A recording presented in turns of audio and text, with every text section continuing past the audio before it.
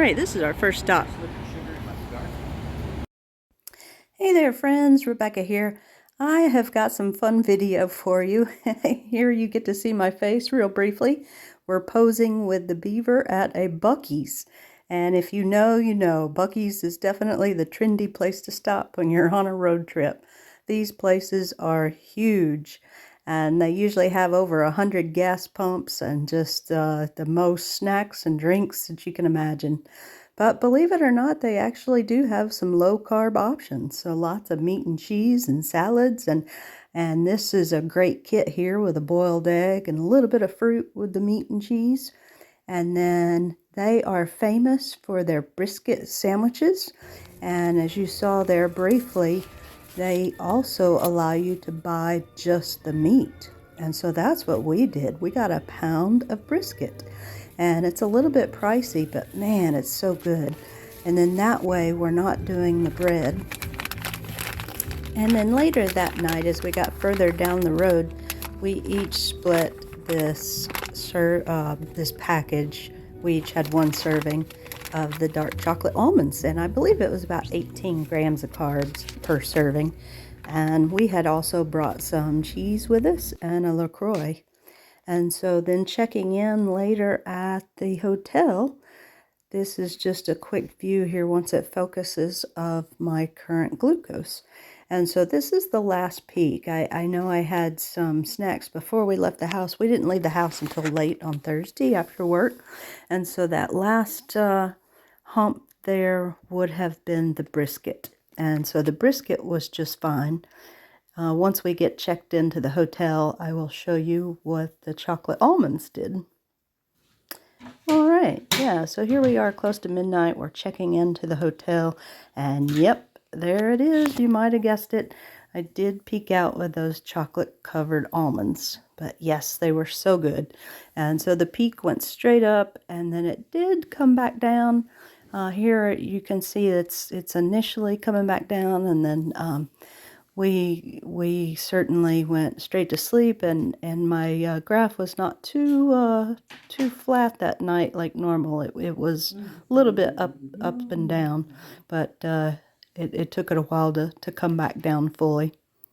So that was the first night of our road trip. All right, and here we are the next morning, bright and early. And yeah, you can see a little bit there, the overnight graph was a little bit bumpy.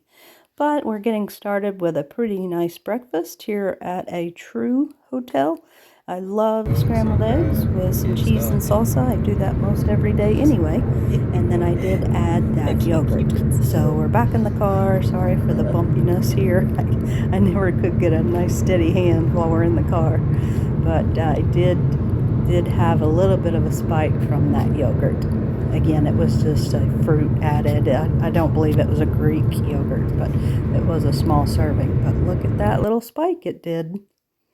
All right, and then later that day, it was my turn to drive, and I don't know if it's the stress of driving or my sensor was next to the window or something and it wasn't reading right. I did get one of these errors. I've only had a few of these errors before, and usually it's because I'm sleeping on the sensor and it doesn't read well. But you start getting some just strange numbers, and it may come in with that message there at the top. This is brief sensor problem, and it gives you a few minutes to wait, and then it will usually pick right back up. And so that's what happened to mine, but it did have some very strange low numbers there. But this was later in the morning, and stress of driving perhaps, who knows, but it really kind of dropped off there.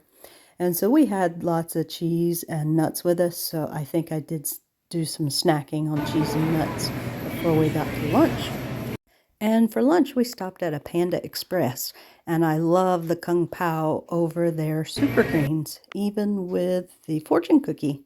And that meal does really well for me. All right, so right there where it bottomed out, again, that's where I was driving, and then I got some really strange readings for a bit. Again, we did do some snacking on some nuts in the car, and then that other peak there was lunch. And then now we're several hours down the road, and we're going to split this granola bar. Nothing really healthy about one of these. It did have a lot of carbs in it, but we did get just a little bit of a snack here, and split that granola bar. Video of the trees. And then I'm not sure, we're somewhere near Pennsylvania and New York border, and the trees were really starting to look pretty. So we got stuck in a little bit of traffic here, but just wanted to show you some nice pretty trees. All right, and then here is the whole reason for our trip. We got to eat in a very special place with a very special person. We were up here for the Army football game, and we got to eat in the mess hall at West Point at the U.S. Military Academy. And this place is just fascinating.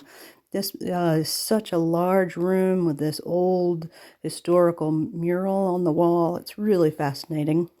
And the place is huge. There's about 6 different wings to this one room that's all connected, like spokes off of the center area. And I didn't want to do a whole lot here just for, just to let the families have some privacy. But again, that's the whole reason for our trip, and such a neat place to eat. That meal did cause me to spike later. You may get, yeah, here it is. Here's where it starts to spike. But it was a really nice meal. It did have a lot of food. They had salmon and a pasta, and didn't get the chicken dish, but they had several different options and had some quinoa and lots of vegetables. And I did eat half the brownie, which was delicious. And I had a drink that they call Hoist. It's a lot like a Gatorade, but it did have some real sugar in it. So a very good meal, but it did cause the glucose to go up pretty sharply. All right, and then we're headed back to the hotel, and if you can see that there, the sensor had 18 minutes left. I had the next sensor with me, but it was in the car and I didn't, was too tired to go get it. So I slept all night without a sensor. And so this is the next morning, our breakfast at Starbucks. This is just the English muffins, sausage, egg, and cheese, and it was so good. And I found that English muffins actually do pretty well for me. They don't, they do cause a little spike, but not super huge. So that morning there, that first top peak, did go a little bit above target, but it was very good, and came back down pretty quickly. And so here we are at the Army football game, and it was a busy morning. We got to see their parade review and got to watch the paratroopers, and then now we're at the football game, and I believe this is actually fourth quarter. People have already started to filter out, and we're towards the end of the game. They had a big win, a super pretty day, and an easy win for them. And so we have just been snacking on peanuts, and then towards the end of the game, we decided to go ahead and get a hot dog, and I think I had the water there. All right, and then this is a couple of hours later. We are at a very nice dinner for hibachi food, and so we have a nice salad there with the ginger dressing. Oh, and there's the peak from the hot dog. But then currently I'm very low at 88 before I start this meal. And so our hibachi, I think I had steak and shrimp there. Now I did only eat half of the noodles and the rice, and that helped me. The rest of it was just fine. And so it did peak there, that second peak above target, but it did come back down pretty easily since I didn't eat all the rice and noodles. But it was very, very good. And so it actually was very interesting, though, because I had a couple of little peaks there as it was coming back down. So it did kind of have some double peaks. And then, this sensor is very nice. Whenever you finish your session, your full 15 days, it will give you some information in your reports there. And then sometimes every week I get a little summary, and it will kind of give you information about how well that week went compared to the previous week. And again, they also have good education within the app to help teach you, some things that you can do to help lower the overall blood sugar. So very, very nice. All right, and then we slept in, and then the next morning we ended up at a Denny's for a brunch meal. So here I had a pretty jagged night there as it's coming off of that hibachi dinner, very much up and down all night long. And then we are late in the morning here for breakfast. So I did eat all those hash browns and the English muffin and bacon and eggs and sausage there, I believe. Did have a peak, but it actually stayed in range. So I was really, really surprised. Again, the hash browns and the English muffin didn't do too badly that day.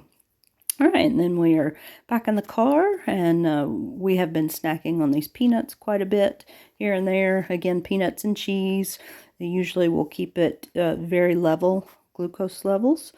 And yeah, we're back on the road. We've got a long way to go, and so I've got a couple of these Starbucks cans too that we picked up at the store, and I believe it's 5 grams of carbs in this particular one, and the whole can is a full serving, so that was nice. But it takes me a while to focus here, and my eyes especially, and the camera. But I believe that does say 5 grams of carbs per serving for this can. But man, so good. You definitely need that shot of caffeine to stay awake while you're driving. All right, and then later that night we stopped somewhere, and I think we were still in Pennsylvania, and we stopped at a really neat little restaurant. It's actually an old barn that was made out of stone and lumber, and it was an Italian meal there. I had the bruschetta chicken and a Caesar salad, and I did eat some of the bread. It was very, very good. And so that second peak there was from that, or actually, I may not even have that dinner on there yet because this is back at the hotel right after our dinner. And you can see there's a little bit of intelligence built into the app, and so it knows whenever you're having a glucose spike, and if you want to make any notes for yourself, you can leave that in there to just remind yourself, what may have caused that glucose spike. All right, our next morning, we're up and at it early and ready to hit the road again. And I had the hotel breakfast there with a little omelet that was very tasty and some sausage. And I did oatmeal that time with a little bit of fruit jelly and some almonds on top. And so here on this graph, you can see the evening, that Italian chicken meal, and then overnight, and then the morning with the oatmeal and the omelet there. So very, very tasty.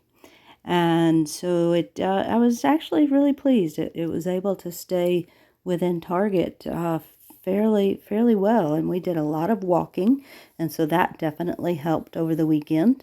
And I am able to get kind of the end of the month reporting here now that I've been wearing 2 different Stelo sensors and have put in the third. Oh, and we did have a really nice snack here along the road. We had this bar with us. We had forgotten that we had it with us, and so here we're on the return trip, and we each had a couple of little squares from this block. A very, very good chocolate. The dark chocolate especially does pretty well as long as I don't eat the whole thing in one sitting. All right, and then here we are before a very late lunch. I think this is about 1 or 2 o'clock in the afternoon, and my blood sugar was running pretty low, and we stopped at a Cracker Barrel, and I had this wonderful chopped steak with the broccoli and fried okra, which I absolutely love, and then I did eat the cornbread and biscuit with some jelly. And so we are now back home, and you can see that peak there on the left. That was probably my biggest peak from the whole weekend, and it was the Cracker Barrel, and I'm sure it was that wonderful biscuit and cornbread. So again, did cause a spike there, but learning how to manage these spikes, if you were able to get out and walk, right after you eat, that definitely helps. And then I think staying hydrated and definitely knowing when you can kind of splurge here and there definitely helps. So all kinds of learning. So thanks so much for watching.